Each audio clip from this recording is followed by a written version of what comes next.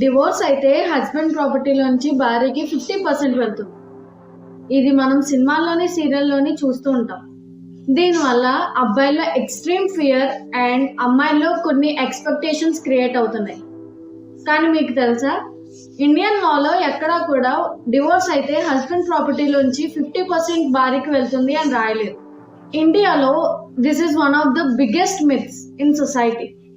So ఈరోజు వి స్క్వేర్లో ఈ society మిత్ని completely burst చేసి రీసెంట్గా క్రియేట్ అయిన భారతీయ నాగరిక సురక్షా సంహిత ప్రకారం మెయింటెనెన్స్ రూల్స్ ఏంటి అండ్ ఎవరికి ఎలిజిబుల్ అవుతుంది అని లాజికల్గా లీగల్లీ తెలుసుకుందాం. హాయ్ నమస్తే, this is Aishwarya studying LLB. Welcome to our channel V square. సొసైటీలో ఈ మిత్ ఎందుకు ఇంతగా స్ప్రెడ్ అయ్యింది?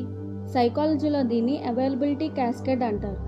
అంటే ఒక అబద్ధాన్ని కంటిన్యూస్గా మూవీస్ అండ్ మీడియాలో రిపీట్ చేస్తే మన బ్రెయిన్ అదే లా ఆఫ్ ద ల్యాండ్ అని నమ్మేస్తుంది. ఈ ఫేక్ 50% రూల్ భయం వల్ల చాలామంది టాక్సిక్ మ్యారేజెస్ నుంచి బయటపడడానికి ఆలోచిస్తున్నారు.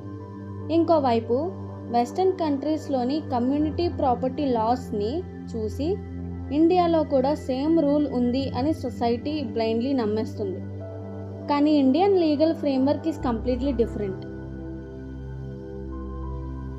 ఇప్పుడు డైరెక్ట్గా కొత్త క్రిమినల్ కోడ్లోకి వెళ్దాం. పాత సిఆర్పిసి సెక్షన్ 125 ప్లేస్లో ఇప్పుడు సెక్షన్ 144 ఆఫ్ ద బిఎన్ఎస్ఎస్ 2023 వచ్చింది.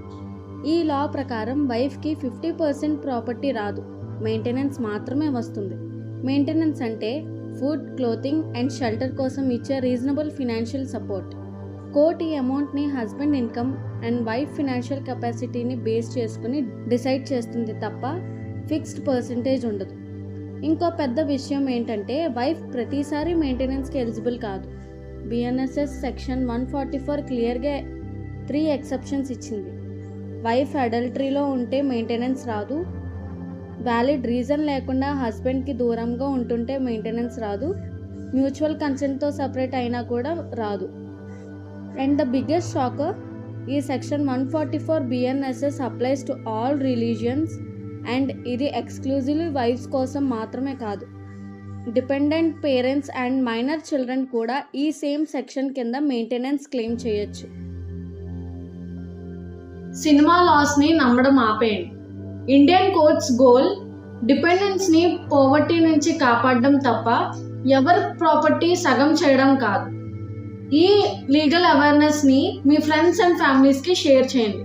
It will save them from unnecessary anxiety. For more hardcore legal truths, subscribe to V Square.